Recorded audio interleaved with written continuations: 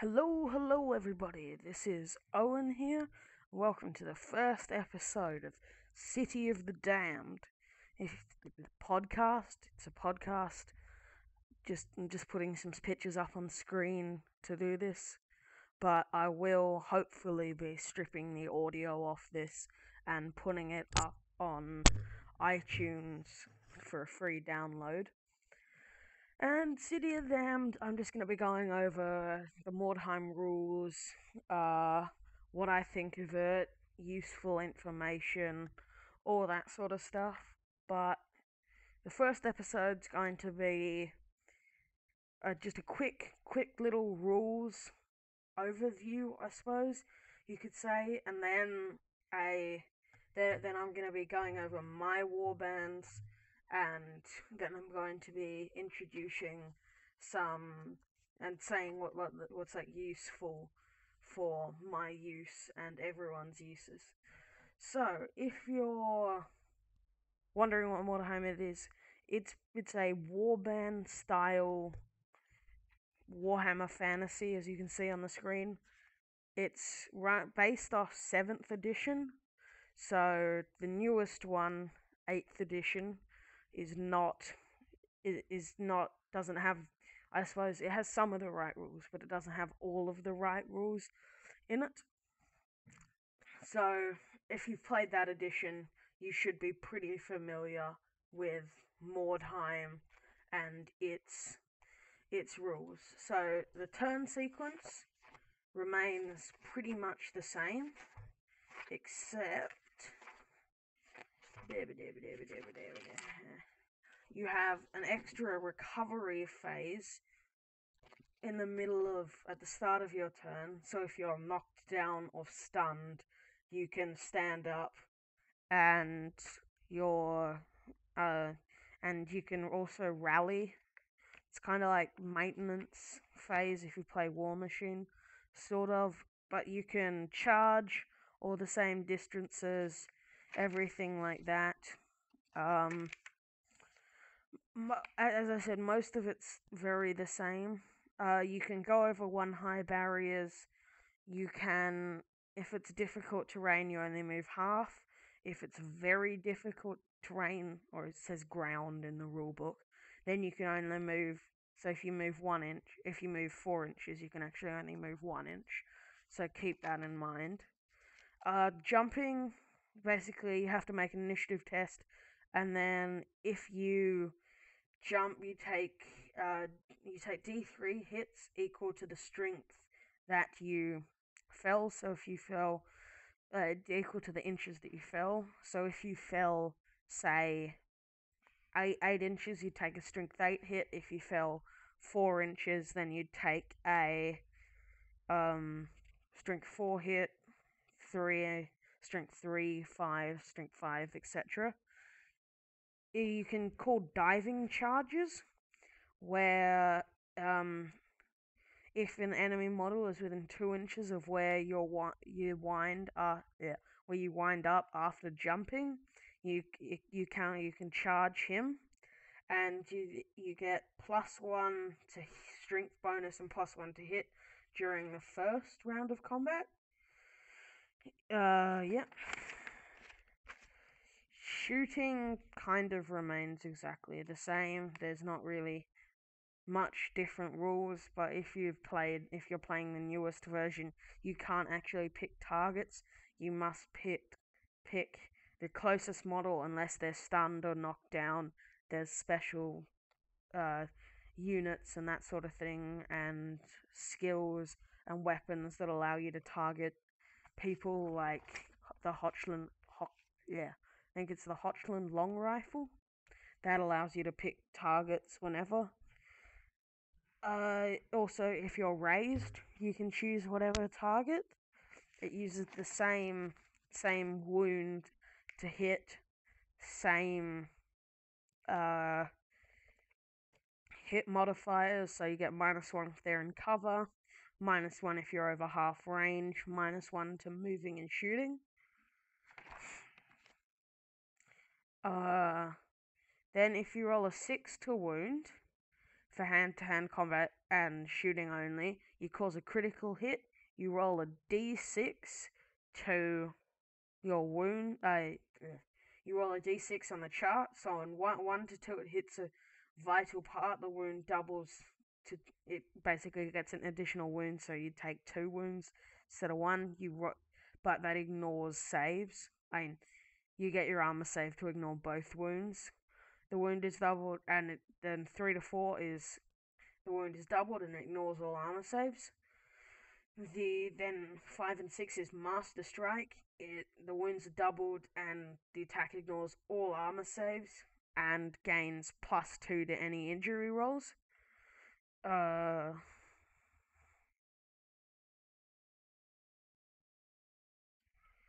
Yeah, so armor saves work the same, save modifiers work the same. So then injuries,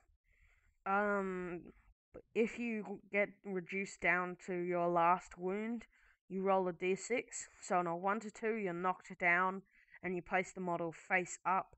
Next turn, they stand up and basically go back to 1 wound until you roll again. Stunned, you lie the model face down. Next turn, you flip it up, and then it counts as being knocked down. Then the turn after that, it just stands up. Then out of action, you then roll on a chart if you're playing a campaign, which says if they've died, etc., etc., etc. They can gain anything from they're completely dead, they're captured, to they now get +1 leadership or something like that. Close combat is the same, keeping in mind that it's using 7th edition, so it does not. You do not get. Instead of getting, I think it's the +1 attack. I haven't played much of the new fantasy. You get always strikes first. Models must be in base contact. Yeah, you all knew that. Wound saves the same. Parries, if you have a buckler, you can buy them for about 5 gold. If you get a buckler, they allow you to parry. Bucklers or swords may try and parry the blow. Roll a d6. If the score is higher than the number your opponent rolled to hit, the buckler sword has parried the strike. Buckler or sword. Note that this is therefore it is impossible to parry when a 6 to hit is rolled, and you cannot strike. You cannot parry attacks made at twice your strength. So if you're strength 3, you cannot parry a strength 6 weapon. That sort of thing. You can run away. If a quarter of your models is taken out, but I'll address that in my section of the house rules that I tend to run with. Route tests. If you lose a quarter, you need to roll a route test. So you roll a leadership test basically on your leader. If he's out of action or stunned, you may not use his leadership. You use the highest characteristics instead. And then if you run away, you basically lose. You may choose to voluntarily route. But you can only do that if you are required to take a route test or 25% of your models are dead. A model within 6 inches of a model that has your leader skills, so that's basically your matriarch, your witch hunter captain, your vampire, or the leaders of the warband. They all have the leader skills. Anyone within 6 cannot do that. We can roll his leadership on that. A leader, if he's knocked down, stunned, or fleeing, you can't use his leadership instead. If you're fighting against 2 or more opponents and there are no friendly models within 6, knockdown, stunned, or fleeing models don't count. You make a test. This leadership is taken against the model's leadership. If you roll above, he runs away. And then you can route him again. The fear, hatred, frenzy, and stupidity rules I won't address. You can look at that. Um, now, now onto the weapons and armor. The weapons and armor.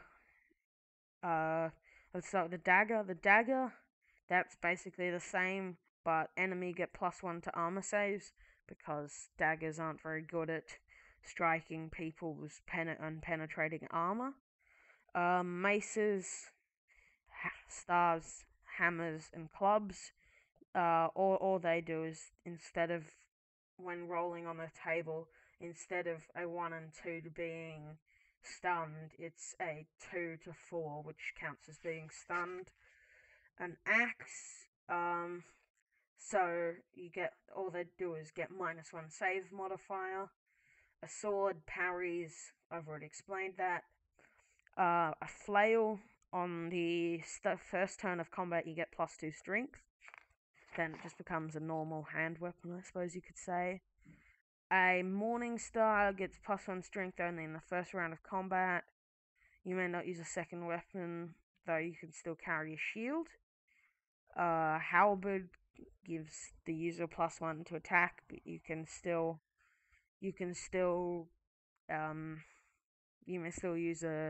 may not use a buckler or anything. So it's basically a better version of the Morning Star, I suppose.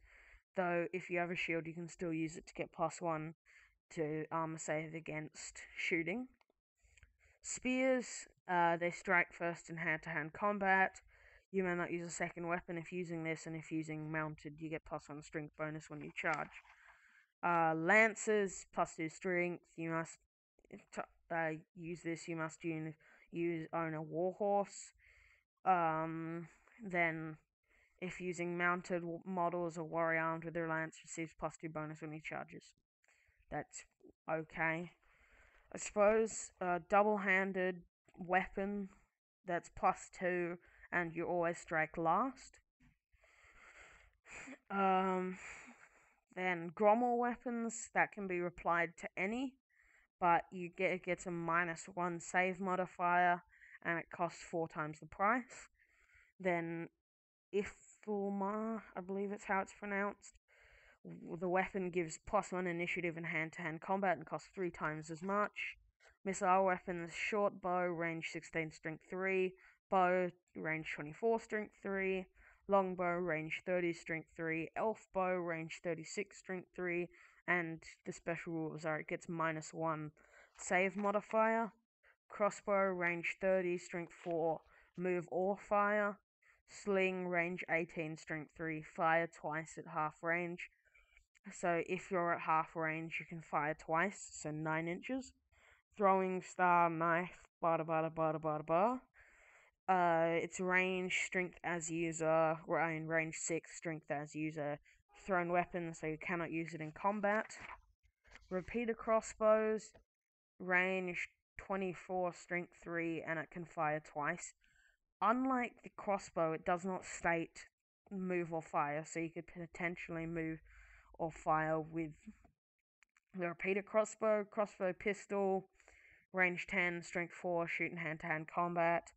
They basically, on the first round of combat, before any attacks are made, you can shoot, but you get -2 to hit. Then black powder weapons. So you have a pistol, range 6, strength 4. Special rules are prepare shot, save modifier, and hand-to-hand. So prepare shot is it takes a whole turn to reload. But if you have a brace of pistols, you may fire every turn.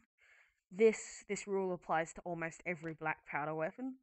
Save modifier. This also applies to all. You get a -2 instead of -1 to your saves. Pistols can be used to get +1 attack, which is at strength 4 with a -2 save modifier. You can only use once per combat. You fight with 2 attacks. If you have a brace, you can fight with 2 attacks. Dueling pistols, same things, except you get +1 to hit. Blunderbuss, shot, you draw a line 16 inches long, and 1 inch wide. Any model in that, it has to be absolutely straight. Any model hit by that takes a strength 3 hit. You do not roll to hit. Fire once, it's strength 3. Fire once, you can only be fired once per game, which is a very big downside to that. Handgun, range 24, strength 4, prepare shot, move or fire, save modifier. You will know those rules. Then the Hochland long rifle, range 48, strength 4, special rules, move or fire, prepare shot, pick target, save modifier. So the only special one is you can pick any model in line of sight, not just the closest one. Then armor, light armor 6+, heavy armor is 5+, but you get -1 to move. Shield gives you 6+ save, but if you have another save already, you get +1. Buckler, all it does is allow you to parry. Helmet, avoid stunned. So if you get stunned on the roll of a 4+, you're just knocked down instead. Ithmar armor takes you get a 5+ save, but it doesn't slow him down if he is also armed with the shield. Heavy armor, you only get that -1 if you're armed with the shield as well. Grommel armor gives 4+ and does not slow him down if he's also armed with a sword and the shield. Then there's various poisons and drugs, which I'm not very experienced with, so I won't really go over much of the special equipment. You can do that in your own time. A thing that I would like to stress is Mordheim maps are pretty awesome. Just the scenery of it is. And if you roll a 6 on it, you get to reroll all of your I'm such a keep forgetting things. Exploration rolls if you're playing a campaign. That's the word.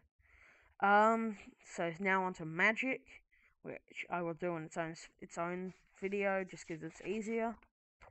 Now, quick thing of how to create a warband, but it's pretty simple. So you need to hire each warband. Actually, let's actually create one. Not actually create one, but just go over all you do. So let's create a Middenheim mercenary warband. So you need to have a captain. And then you can choose from the rest. So we have 500 gold. So a captain, 2 champions, 2 young bloods, 2 swordsmen, 2 marksmen, and 2 warriors, for example, or 4 warriors, etc. Then you can equip them from their list. So in the mercenary equipment list, you can buy a dagger, a mace, a hammer, an axe, a sword, a morningstar, double-handed weapon, spear, or halberd. Missile weapons, you can get a crossbow, a pistol, a dueling pistol, bow. The pistols can be bought in braces. Then you can have light armor, heavy armor, shield, buckler, helmet. Then some models will have a special equipment list. So for the marksman, you can get various additional weapons, I suppose. Then if you go over the page generally, or maybe it'll start on that page, it'll lists each model. So the mercenary captain costs 60 gold crowns minus equipment. It'll list their special rules and what equipment you may buy. It'll also have their profile, which you can fill in from the sheet that you get. So there's various warbands. Just go over them really quickly because I keep getting sidetracked and I want to talk about my other stuff. So the warbands you have are mercenaries, cult of the possessed, the undead, witch hunters, sisters of Sigmar, Skaven, and that's it. But there's various other websites that allow you. Like one really good one is Mordheim. If you know that has a whole lot of warbands on it. Currently, the warband I'm playing is from that. Okay, so that's all I really need to cover.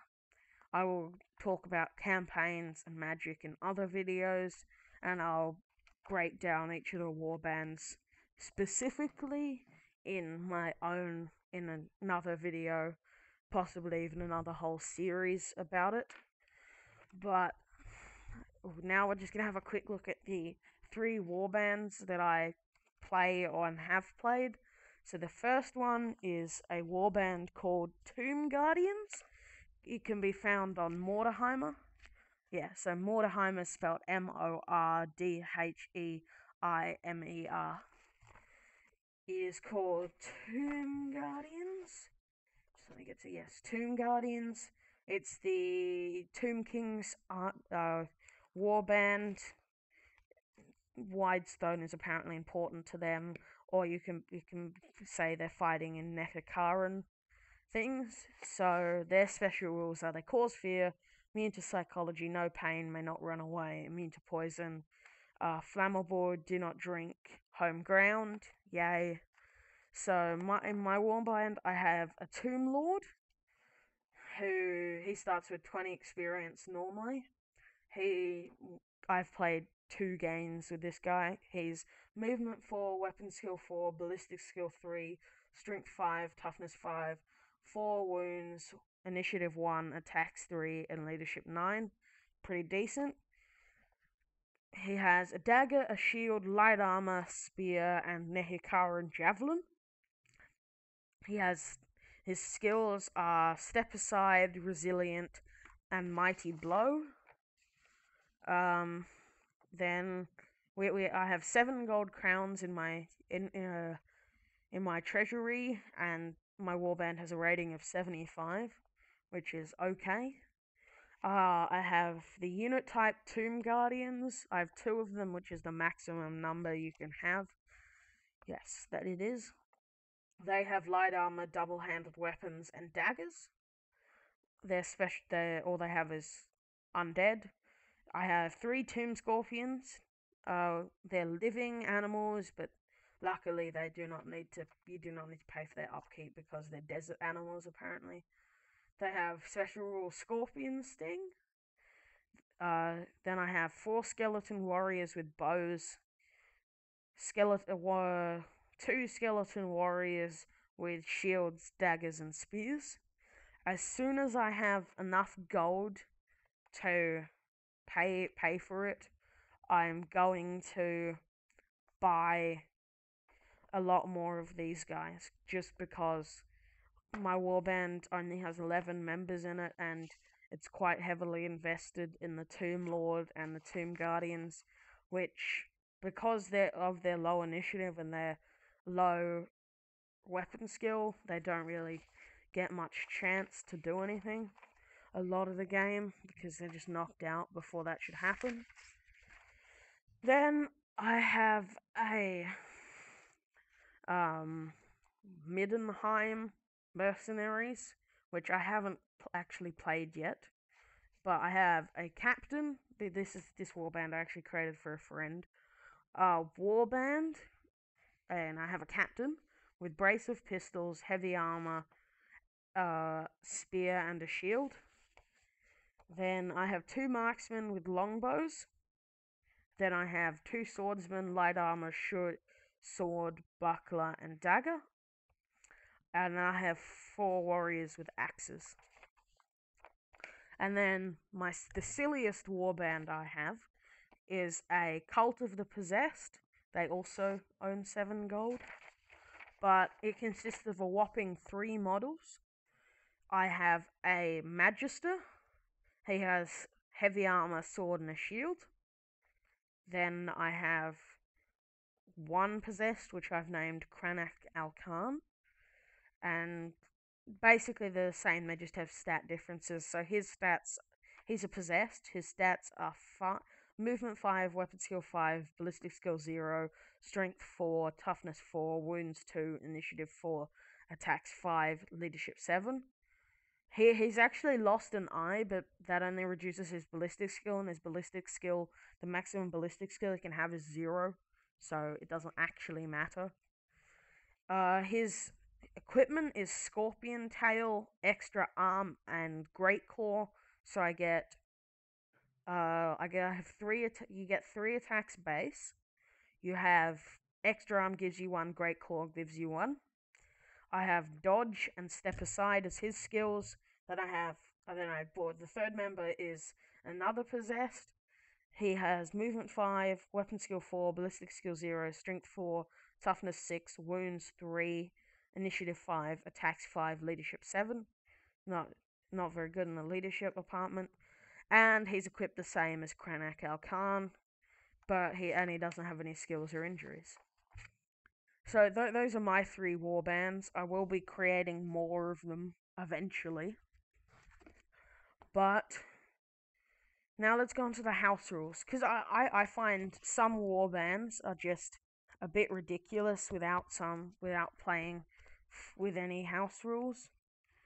I find it's especially important with undead warbands that you play your house rules right.